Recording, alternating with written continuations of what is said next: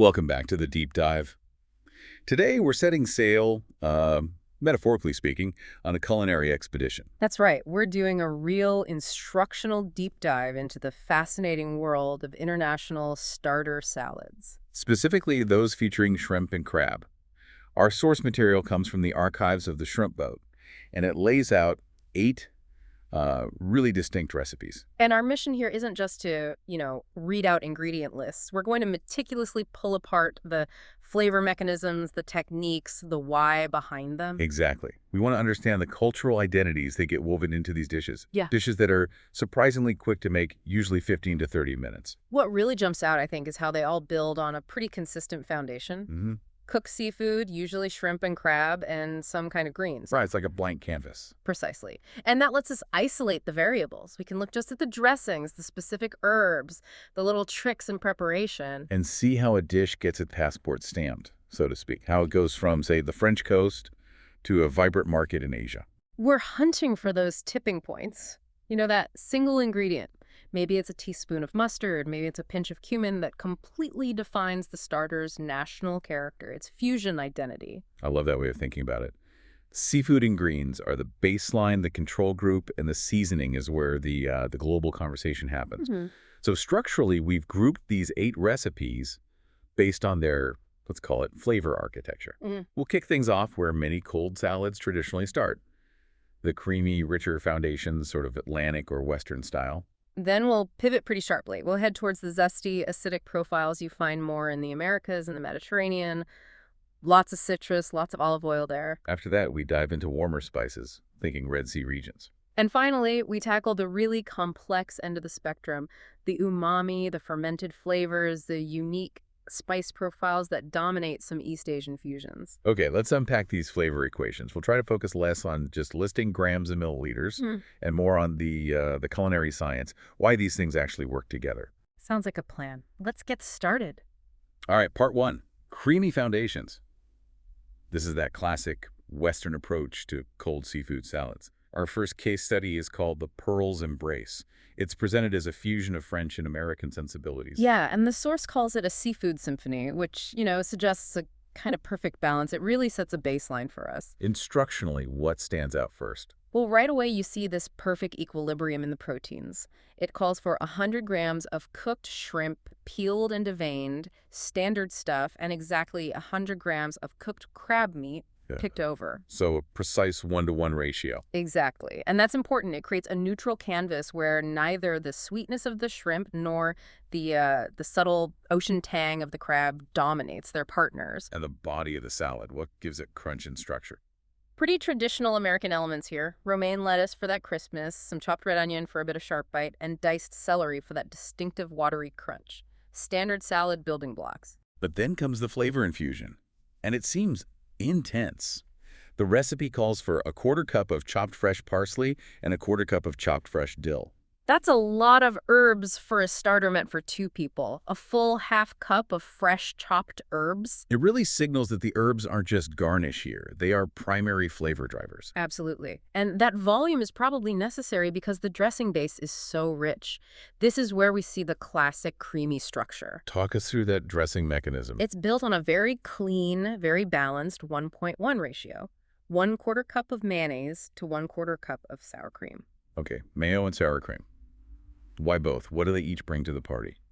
Well, the mayonnaise is doing the heavy lifting in terms of structure. It's providing the fat, the richness, and crucially the emulsification. Remember, mayonnaise is already an emulsion of oil and egg yolk. It holds everything together. Got it. Binding power. Right. But if it were just mayonnaise, especially with that much seafood, it could feel heavy, maybe even a bit greasy on the palate. That's where the sour cream comes in. So the sour cream is for Tang. But it's a specific kind of tang. Sour cream brings lactic acid to the mix. Lactic acid is generally perceived as milder, softer, more rounded than, say, the citric acid you get from lemon juice. Ah, okay. So it cuts the richness of the mayo without being too sharp. Precisely. It lightens the mouthfeel, provides that necessary acidic counterpoint, but keeps it smooth and, creamy. Prevents the whole thing from feeling cloying. And is there any other acid? Just 1 lemon, juiced. That adds the final bright, sharp top note. It wakes everything up. Simple, but effective. Now, the source material gives a couple of pro tips here. The first is about the greens. It suggests using a variety of lettuces. Yeah, it mentions using romaine, maybe some arugula, some spinach, and the rationale is purely textural and flavor complexity. How so? Well, romaine gives you that sturdy, watery crunch. Arugula brings in a peppery, slightly bitter bite, which contrasts beautifully with the sweet seafood. And spinach adds a softer texture, maybe a slight earthiness. So mixing them makes the salad less monotonous, more vibrant with each bite. Exactly. It creates a more engaging experience than just using, say, iceberg lettuce alone. The second tip is a really important practical one, dealing with herbs. It gives a specific substitution rule. If you have to use dried herbs instead of fresh, you should only use 1/3 the amount. Why that specific ratio? This comes down to concentration. It's chemistry, really. Yeah. When you dry herbs, you remove the water content. Right. And when the water leaves, the volatile oils, those are the compounds that actually carry the aroma and flavor, become much, much more concentrated in the remaining plant matter. So dried herbs are way more potent, gram for gram. Massively more potent. So if this recipe calls for a 1/4 cup of fresh dill and you just swapped in a 1/4 cup of dried dill, well, you wouldn't have a seafood symphony anymore. You'd have an explosion of dill that completely masks the shrimp and crab. Exactly. It would be overpowering, probably bitter, and just unpleasant. That 1:3 ratio, dried to fresh, is a standard guideline to help you achieve the intended flavor intensity of the fresh herb without accidentally nuking the dish with the concentrated dried version. That makes total sense. Control the intensity. Okay, let's move on to its cousin, Ocean Symphony. Yeah. This one's a UK-USA fusion. Still creamy, but with some key differences. Right. First thing you notice is a slight shift in the seafood hierarchy. The balance tips towards the shrimp. How much? It calls for 180 grams of shrimp and 120 grams of crab. So still a good amount of both, but the shrimp is definitely the star here, not an equal partner. Interesting. And what about the salad structure, the crunchy bits? We still have mixed greens, thinly sliced red onion, and finely diced celery. Those are familiar. But this recipe adds finely diced cucumber. Ah, cucumber. What does that change functionally? Cucumber is mostly water, right? So it adds an extra layer of hydration, a really clean, crisp snap. It makes the salad feel perhaps a bit lighter, more refreshing, despite the creamy dressing. It's a different kind of crunch than celery. And the dressing itself. Still creamy, but is the ratio the same? No, it shifts here too. This one uses 4 tablespoons of mayonnaise and only 2 tablespoons of sour cream. So a 2-to-1 ratio of mayo to sour cream, compared to the 1-to-1 in the Pearl's Embrace. What does that tell us? It suggests this UK-UCF fusion leans towards a slightly heavier, richer, more mayo-forward base. Less tang from the sour cream, more of that classic mayonnaise body. Okay, but here comes the big twist, right? The source highlights something called the Dijon factor. Oh, yes. This is the key differentiator. The recipe adds 1 teaspoon of Dijon mustard to that mayo-sur cream base, along with a tablespoon of lemon juice. 1 teaspoon doesn't sound like much, but you're saying it's a game changer. Absolutely. Flavor-wise, Dijon mustard brings a completely different kind of tang than lemon juice or sour cream. It's sharper, more pungent, has that characteristic mustard seed heat, even if subtle. It adds a layer of complexity, makes it taste a bit more sophisticated maybe, more European in feel. Okay, so flavor complexity. But you mentioned earlier that mustard can do more in a dressing. What's the functional role here? Ah, yes. It's a fantastic emulsifier. This is really important technical stuff for creamy dressings. Explain that. Okay, so mayonnaise is already an emulsion. Tiny droplets of oil suspended in a watery base, like lemon juice or vinegar, stabilized by the lecithin in the egg yolk. But when you start adding more liquids like extra lemon juice or incorporating something like sour cream, which has its own water content, that emulsion can become unstable. It can break, meaning the oil and water separate. It looks curdled and oily. Not appealing. Not at all.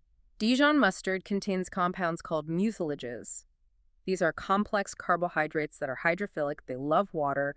They basically wrap around the oil droplets and help keep them suspended evenly in the watery phase. So the Dijon helps hold the dressing together, keeps it smooth and stable. Exactly. It acts like a secondary stabilizer, preventing that dreaded separation.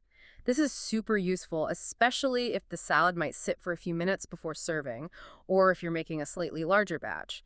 It ensures a consistently creamy texture. That's brilliant. It's like hidden engineering in the recipe. Now, the pro tips for this Ocean Symphony recipe, the one of them seems really odd. It suggests adding chopped dates or raisins for sweetness. Yeah, that one makes you pause, doesn't it? In a savory, creamy, mustard-inflected seafood salad.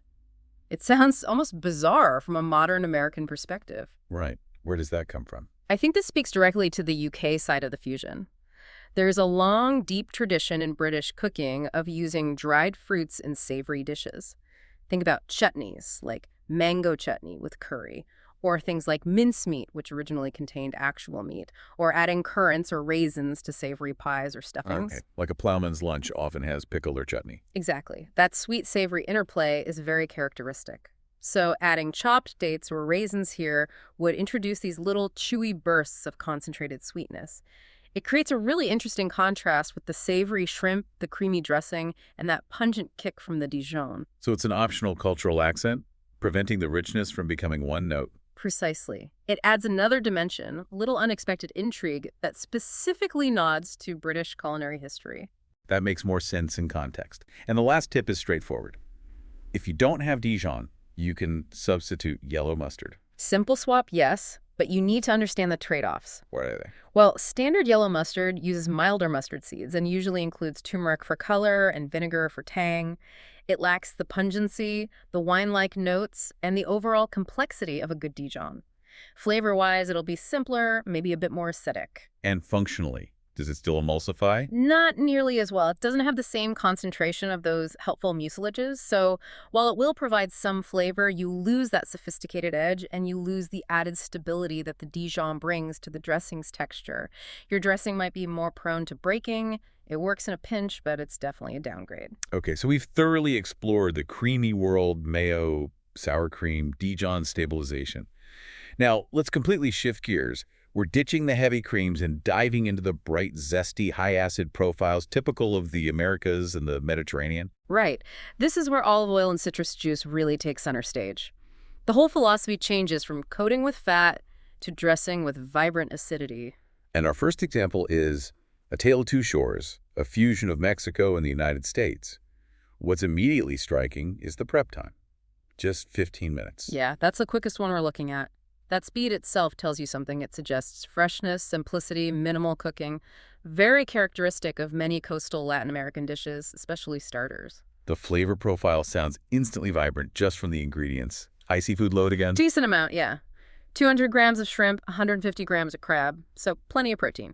But the identity comes from those classic Mexican elements layered in. Like what? Fresh cilantro, lots of it, chopped. That unmistakable, bright, slightly citrusy, herbaceous note. Then you've got diced red onion for pungency and thinly sliced avocado. Avocado. Is that replacing the richness we lost by ditching the mayo? To a large extent, yes. Avocado provides that creamy mouthfeel, that satisfying, healthy fat, but in a completely different way than mayonnaise. It's richness without the heaviness. Okay, let's get to the dressing mechanism. No mayo, no sour cream. What holds it together? It's pure simplicity. 2 tablespoons of olive oil, 2 tablespoons of lime juice, a basic vinaigrette structure. Oil and acid. But there's a surprise element. 1 tablespoon of honey. Yes. And that honey is doing more work than you might think. Instructionally, it's crucial here. Why? Is it just for sweetness? Sweetness is part of it, yes. With that much bright lime juice, the honey provides a necessary counterpoint. It rounds off the sharp edges of the acidity, prevents it from being too tart or aggressive, makes it more palatable. Okay, balancing the lime. What else? Viscosity.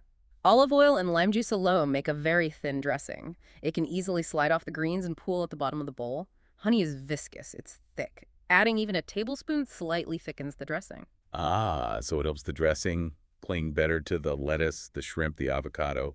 Exactly. Better coating means better flavor distribution throughout the salad. So the honey is balancing flavor and improving the physical properties of the dressing. Clever.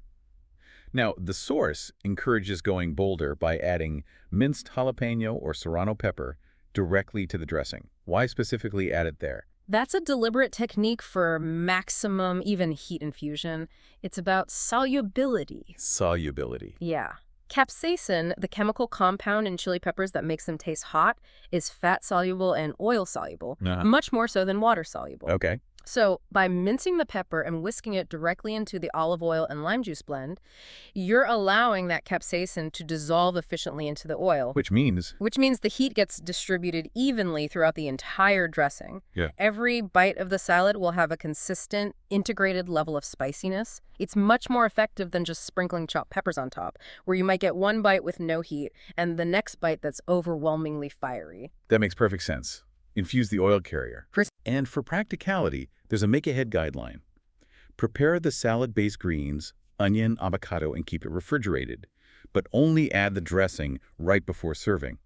Why is that separation so important? It's all about protecting texture and appearance. Lime juice is highly acidic. Right. If you dress the salad ahead of time, that acid will immediately start to work on the ingredients. It will wilt the delicate lettuce leaves, making them limp and soggy. And perhaps more critically, it will cause the avocado slices to oxidize. That means they'll turn brown and mushy. Not exactly appetizing. Definitely not. So keeping the high acid dressing separate until the very last moment maintains the crispness of the greens, the vibrant green color of the avocado, and the overall freshness of the starter. It's crucial for this style of salad. Got it. Okay. Moving geographically slightly, we encounter Oceanic Symphony, this time a fusion of Mexico and El Salvador. Prep time jumps up to 30 minutes here, and there's a major technique shift. Yes, this one is unique in our lineup because it makes a critical demand right at the start. You begin with 200 grams of raw shrimp meat. Raw, so you have to cook it yourself. Exactly. The instructions are specific. Boil the shrimp in salted water just until it turns pink and opaque. That usually takes only about 2 to 3 minutes, depending on the size. Then you drain it immediately and chill it. Why this extra step? Why not just use pre-cooked shrimp like the others? Control and quality. By cooking the shrimp yourself right before making the salad, you guarantee the absolute freshest flavor and, more importantly, the perfect texture, tender, juicy, with a nice snap. Pre-cooked shrimp, especially if it's been frozen, can sometimes be a bit rubbery or watery. So the recipe is prioritizing the quality of the shrimp texture here. Absolutely. But notice the trade-off. Yeah. While it demands fresh cooked shrimp, it specifies using 100 grams of canned crab meat. Ah, interesting. So effort goes into the shrimp, convenience for the crab. Seems that way. It's a practical compromise, perhaps. Canned crab is quick, readily available, though obviously different in texture and flavor from fresh lump crab meat. And the rest of the salad components. It's quite a substantial mix. Iceberg lettuce, known for its sturdy crunch and ability to hold up to dressing cherry tomatoes, for bursts of sweetness and acidity, a good amount of red onion, 150 gram, and a whole red bell pepper sliced for color and sweetness. Sounds like a hearty base. But the real headline here seems to be the dressing's intensity. Oh, absolutely. Get this. The dressing calls for half a cup of fresh lime juice. Half a cup, that sounds like a lot. It is a huge amount of acid, especially relative to the oil, which is only a quarter cup of olive oil. That's a 2-to-1 ratio of lime juice to oil. Extremely acidic. Wow. With that much lime juice, aren't you essentially starting to cook the seafood further, like making ceviche? That's an excellent point. Yes, that level of acidity will absolutely begin to denature the proteins in both the freshly boiled shrimp and the canned crab. It will firm them up, make them opaque effectively. It continues the cooking process chemically, even without heat. So this isn't just a dressing, it's almost a marinade or a light cure. Precisely. The intention here is clearly for an aggressively zesty, tangy, almost bracingly acidic flavor profile, very characteristic of ceviche and similar coastal dishes in Central America. It's meant to be sharp and refreshing. How does the salad balance that intensity then? Primarily through the other ingredients. The sheer volume of crisp iceberg lettuce provides a neutral, watery base. The sweetness of the cherry tomatoes and red bell pepper offers a counterpoint. And the recipe calls for topping it with sliced avocado right before serving, which adds that crucial fatty richness to coat the palate against the acid. So it's a deliberate balancing act, using the vegetables and avocado to buffer the lime. Exactly. The starter isn't aiming for subtle harmony, it's aiming for a bright, loud, wake-up-your-palate kind of experience. Okay. Given the focus on fresh-cooked shrimp and high acid, the quality control tips seem extra important here. They are paramount. First, use the best quality fresh seafood you can find, especially for the shrimp since you're controlling the cooking.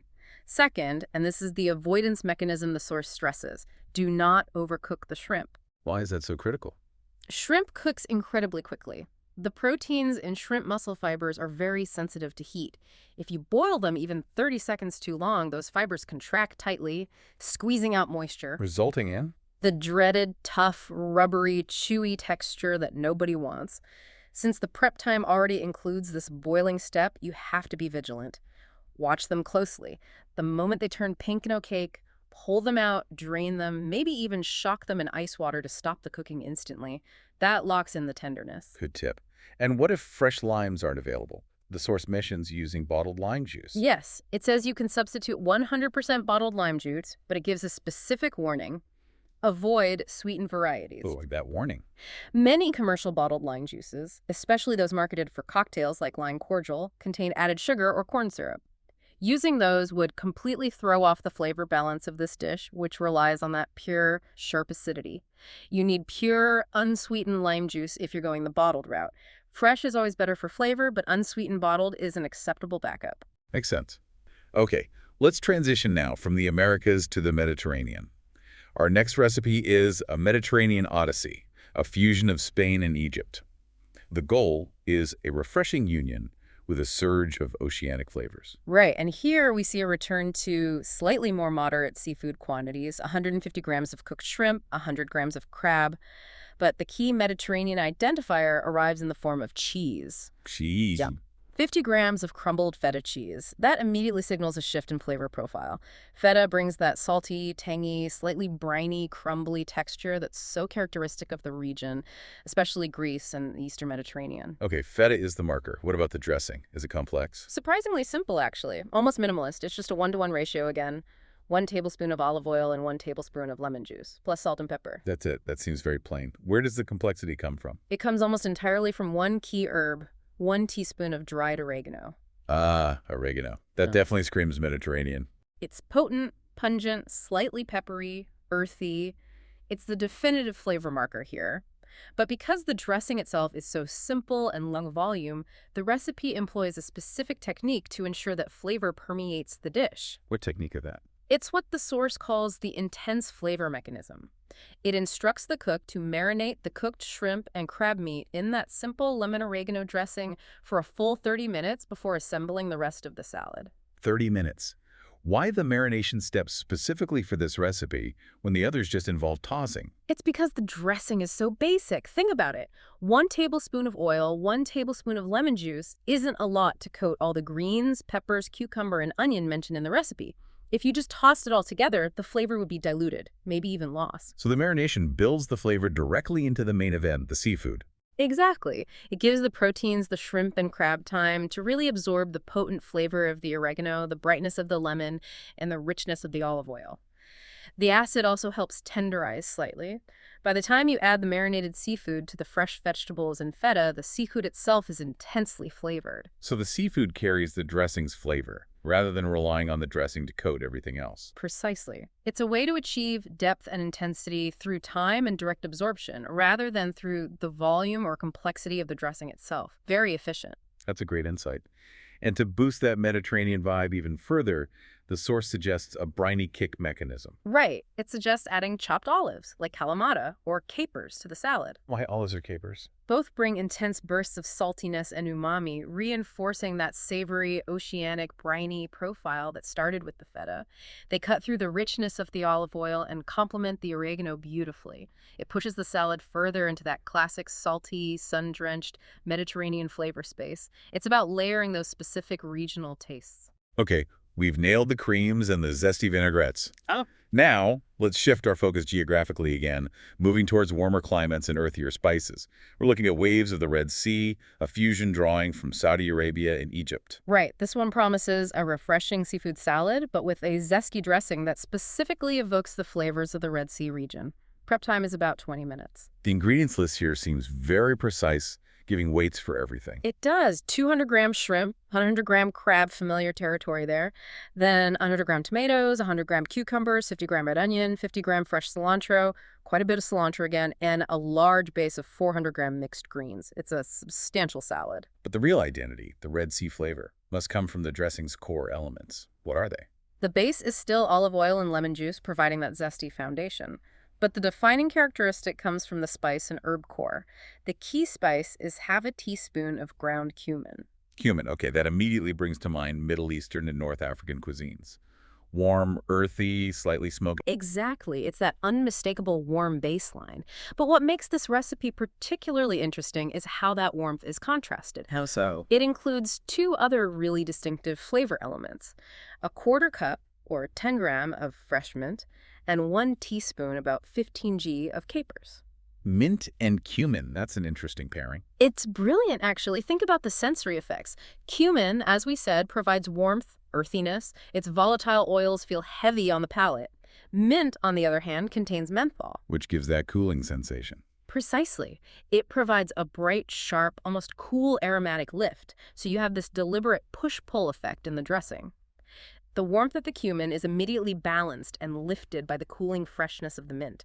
It prevents the cumin from making the salad feel heavy or solely savory. That's a sophisticated flavor contrast. And where do the capers fit in? The capers act as little flavor bombs. They bring intense pops of salinity and brininess, that pickled flavor. They bridge the gap between the savory seafood, the earthy cumin, and the bright herbs. They add punctuation marks of salt throughout the salad. Fascinating combination.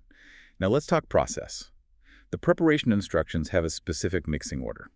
It says to combine the shrimp, crab, vegetables, cilantro, lemon juice, oil, cumin, pepper, and salt first. Toss that well. Then gently stir in the fresh mint and capers. Why that specific sequence? That sequence is entirely designed to protect the mint. Protected how? Fresh mint leaves are incredibly delicate. If you were to chop them up and then toss them vigorously with all the other heavier ingredients, the cucumbers, tomatoes, the acidic lemon juice, the abrasive salt and cumin right from the beginning, They'd get bruised and mangled. instantly, the leaves would turn dark, almost black. They'd release all their aromatic oils at once in a less pleasant way, and they'd lose their visual appeal completely. They'd just look like sad, dark flecks. So, stirring them in gently at the very end preserves them. Yes. It keeps the mint leaves looking vibrant green, and it preserves their delicate structure so that their cooling aroma and flavor are released when you actually bite into the salad, not prematurely mashed into the dressing. Same logic, to a lesser extent, applies to the capers. You want them whole or lightly chopped, not crushed. That makes sense. Handle the delicate ingredients last. And the final touch. A sprinkle of 10 grams of crumbled feta cheese over the top. Feta again, reinforcing that salty, savory element we saw in the Mediterranean one. Exactly. It connects back to that broader regional palate. Now, the source offers a couple of useful tips here, too, for more heat. Add a pinch of cayenne pepper to the dressing. Right. And again, adding it to the dressing ensures that the oil helps distribute the capsaicin heat evenly, just like with the jalapeno earlier. Cayenne brings a sharper, more direct heat than cumin's warmth. And cheese substitution. The recipe suggests you could swap the feta for other cheeses like mozzarella or cheddar if feta isn't available. But would you recommend that? Functionally, yes, they add a cheese element. But flavor-wise, I'd caution against it if you're aiming for the intended profile. Mozzarella is too mild, cheddar is too distinctively sharp and, well, cheddary. Neither provides that essential salty, briny complexity that feta brings, which really ties into the Middle Eastern Mediterranean vibe. You'd lose a key part of the salad's identity. Keep the feta if you can. All right, we've covered creamy, zesty, and warm spiced. For our final section, we're heading further east, exploring fusions that incorporate the distinct flavors of Asia umami, fermentation, unique spices, and also a surprising Russian blend. Yes, this is where the flavor profiles take a significant departure from the Western templates we started with. We're dealing with soy sauce, vinegars other than lemon, sesame oil, fermented ingredients, a whole different toolkit. Let's start with the Crimson Embrace, a fusion of South Korea and China. It has the longest prep time listed at 30 minutes. Why so long? The time sink here is likely the required technique: vegetable shredding. The recipe calls for shredded bamboo shoots, shredded carrot, and shredded cucumber. Getting those into fine, uniform shreds takes time and precision knife work, or using a mandolin carefully. So it's labor-intensive prep. Why Yeah. the shredding? Why not just dice? Texture. Shredding creates very fine, delicate strands of vegetables. This allows them to integrate more seamlessly with the tender texture of the shrimp, 75G, and crab, 85G.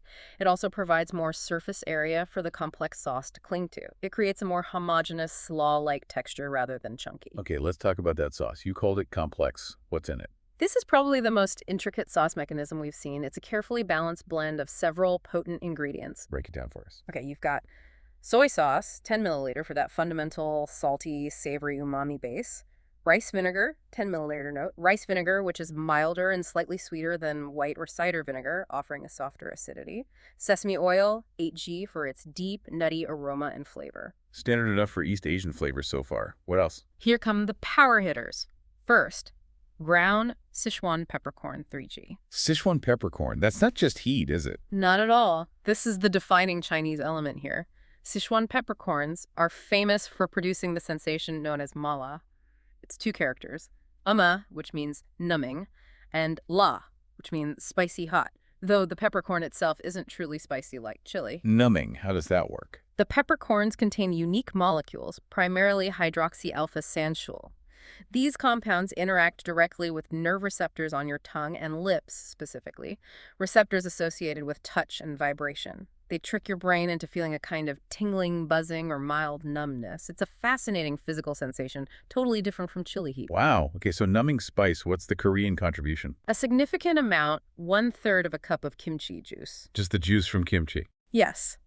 This is the Korean anger. Kimchi juice is packed with flavor. It's tangy from fermentation, lactic acid again, but in a different context, garlicky, slightly salty, and carries the residual heat and complex umami notes from the fermented cabbage, chili flakes, gochujang, fish sauce, and other ingredients used to make the kimchi. It adds incredible depth and funk. So you've got salty, savory, tangy, nutty, numbing, spicy, and fermented funk all in one dressing. That sounds potentially chaotic. It could be if not handled correctly, which is why the preparation steps include a crucial flavor integration mechanism. What's that? After you meticulously shred the vegetables and whisk together those precise amounts of sauce ingredients, the recipe specifically tells you to let the sauce rest for a few minutes before you drizzle it over the salad assembly, which is served on lettuce leaves. Why let the sauce rest? It's critical for harmonization. You have all these powerful, distinct, volatile compounds, the aromatic oils from the sesame and Sichuan peppercorn, the various acids from the vinegar and kimchi fermentation, the umami compounds from the soy and kimchi. Giving them just a few minutes to sit together allows these molecules to interact, mellow slightly, and essentially melt into each other. So instead of tasting 5 or 6 separate, competing flavors hitting you at once. You get a more unified, complex, but harmonious whole. The sharp edges soften, the flavors marry. It ensures the final taste is integrated umami depth with intriguing spice and tang rather than a disjointed jumble. It's a small step, but vital for a sauce this complex. That's fascinating. The chemistry of waiting. Any other tips? Just a simple practical one. Pat the lettuce leaves dry before assembling, prevents a watery base, and garnish with black sesame seeds for visual contrast and a little extra nutty crunch. Got it. Okay, next up is a really unexpected pairing. Oceanic treasures, fusing the Russian Federation and China. What immediately leaps out here is the scale. It's massive. Compared to the 100-gram or 200 grams of seafood we've seen in most other recipes, this one calls for 300 grams of shrimp and 300 grams of crab meat.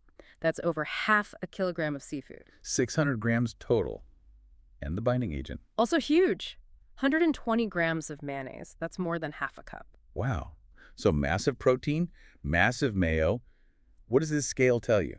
Culturally, it suggests a very different understanding of what a starter is. This isn't a light palate teaser. This is a seriously substantial, protein-heavy dish. It feels much closer to what might be considered a main course salad or a significant part of a zakuski spread in Russian tradition. Zakuski. Yeah, the traditional Russian array of cold appetizers and salads served before a larger meal, often alongside vodka. These are typically quite hearty. Lots of meal-based salads, pickled items, cured meats, fish. This recipe fits right into that hearty, substantial mold. So the scale itself is part of the Russian identity here. What about the other distinct ingredients? Where does the Chinese influence come in, if at all? Honestly, the Chinese influence seems quite subtle, perhaps even overshadowed here. The dominant flavor profile reads very strongly as Russian or perhaps broader Eastern European. What are the key markers? We've got the high volume of mayonnaise, as mentioned. Then diced sweet pickles, 30G. That sweet tangy element is common. Sliced green olives, 45G for a briny, salty contrast. And a significant amount of fresh dill, 15G chopped dill, is practically synonymous with Russian and Slavic cold dishes. Celery and red onion provide the standard crunch. So creamy, rich, sweet, tangy, briny, and heavy on the dill. Doesn't sound very Chinese. Not overtly, no. Perhaps the Chinese element is simply the inclusion of shrimp and crab itself, or maybe a very subtle seasoning not explicitly listed, or it's a specific regional interpretation. But based on the core ingredients, the Russian character feels much stronger. It's built for comfort and satiety, not necessarily the complex spice or umami profiles we just saw. And the preparation. Is it complex? Surprisingly simple, given the scale. It requires boiling the shrimp and crab until cooked through a necessary step given the large quantity. Then it's basically just combine all the ingredients in a large bowl, mix everything thoroughly, season with salt and pepper, and crucially serve chilled. So the complexity is entirely baked into the ingredient combination itself, not fancy techniques. Exactly. It's an assembly job once the seafood is cooked. The flavors meld as it chills. The source offers a convenience tip here, using canned seafood if boiling fresh isn't feasible. Right. A practical shortcut, especially given the large quantities involved. Boiling 600 grams of seafood takes time. But, as always, there's a trade-off. Canned shrimp and crab often come packed in brine or water, sometimes oil. They can have a saltier, sometimes slightly metallic taste, and the texture is inevitably softer, less bouncy than freshly boiled. It works for convenience, absolutely, but you will sacrifice some of that clean flavor and firm texture you get from cooking it fresh. Just be aware of that quality difference. Garnish is simple, more dill or parsley. Understood. Okay, one final fusion. Ocean's Duet, described as a harmonious dance between Mongolia and China. And this one is fast again, 15 minutes prep. Yes, back to speed and simplicity here. The focus seems to be on clean flavors and texture. What are the core ingredients? Pretty straightforward. A base of lettuce, 100 grams, and sliced cucumber, 100 gram. Then 200 grams of shrimp and 100 grams crab meat, back to more typical starter amounts.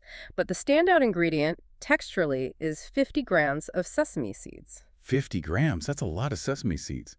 Nearly 2 ounces. It's a huge amount. Clearly, the sesame seeds aren't just a garnish here. They are a primary component intended to provide significant crunch, texture, and that distinct toasted, nutty flavor throughout the salad. Okay, major textural element. What about the dressing? Is it complex like the Korean Chinese one? Nope, incredibly simple again. It's just soy sauce, 2 tablespoons of lemon juice, and 50 grams, about 14 cups of olive oil. Soy, lemon, and olive oil. That's an interesting mix of East and West right there. Exactly. You've got the Eastern umami and saltiness from the soy sauce, paired with the bright Western acidity of lemon juice and bound together with olive oil, which feels more Mediterranean or Western than, say, sesame oil in this context.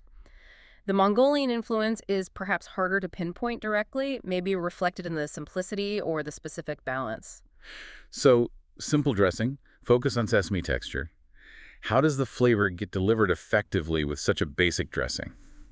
This recipe relies entirely on the flavor absorption mechanism, similar to the Mediterranean one, but even more critical here, the key pro tip is mandatory. You must marinate the cooked shrimp and crab meat in that soy lemon olive oil mixture for 15 minutes before adding it to the lettuce and cucumber. 15 minutes again. Why is this non-negotiable here? Because the dressing is so thin and simple, it lacks the clinging power of mayonnaise, like in the Russian salad, or the slight viscosity from honey, like in the Mexican-US one. If you just toss this thin soy lemon oil dressing over everything at the last minute... You would just run off the greens and pool at the bottom, leaving the seafood tasting plain. Precisely. The lettuce and cucumber wouldn't absorb much flavor, and the seafood would be bland. That 15-minute marination period is crucial. It allows the salt and umami from the soy sauce and the acid from the lemon juice to actually penetrate the surface of the shrimp and crab protein. So the seafood becomes the carrier of the dressing's flavor before it even meets the greens. Exactly. It ensures that the core components are properly seasoned. When you then toss the marinated seafood with the greens, cucumber, and that mountain of sesame seeds, you get a cohesive dish where every element plays its part. Skipping the marination would result in a fundamentally flawed, bland salad. Got it. Marination is key. And since those sesame seeds are so important for texture, what if someone doesn't have them or is allergic? The source provides a helpful texture substitution tip. It suggests using other crunchy elements like chopped peanuts, almonds, or walnuts instead. Do those work as well? Texturally, yes. They provide that necessary contrasting crunch against the soft seafood and crisp greens. Flavor-wise, they'll obviously taste different nutty, but not the specific toasted flavor of sesame. Peanuts might lean it more Southeast Asian, almonds or walnuts, perhaps more Western or Middle Eastern, but the function of providing crunch is maintained, which seems to be the priority here. #tag out intro. Okay, that was quite a journey. From France to China, Russia to El Salvador, all through the lens of a shrimp and crab starter salad. It's incredible how much variation you can achieve. It really is. We've seen everything from rich, stable emulsions built with mayonnaise and stabilized by Dijon, all the way to these incredibly bright, high-acid vinaigrettes that almost cure the seafood, and then into complex umami bombs using fermented ingredients and numbing spices. The synthesis, I think, is that this simple dish, seafood, greens, dressing, is actually a powerful platform for understanding culinary principles. Absolutely. We saw that real flavor complexity often comes not just from adding more things, but from precise technique and understanding the chemistry. Think about balancing fat using lactic acid from sour cream for a mild tang versus using high-impact citric acid from lime juice, which then often needs a sweetener like honey to keep it in check. Yeah, and the techniques themselves were crucial. We talked about the exact boiling point for shrimp to avoid toughness, that protein contraction. Right. The importance of emulsifiers like mustard and creamy dressings to prevent them from breaking, even subtle things like when to add delicate herbs like mint gently at the end to preserve their color and aroma. And that whole idea of flavor delivery mechanisms, sometimes it's about coating everything with a thick dressing. Like the Russian one. But other times, especially with thinner dressings, it's absolutely critical to marinate the protein first so that the flavor gets absorbed directly, like in that Mediterranean Odyssey of the Ocean's Duet. Exactly. It's about understanding how flavor interacts with the ingredients. Does it coat or does it need time to penetrate?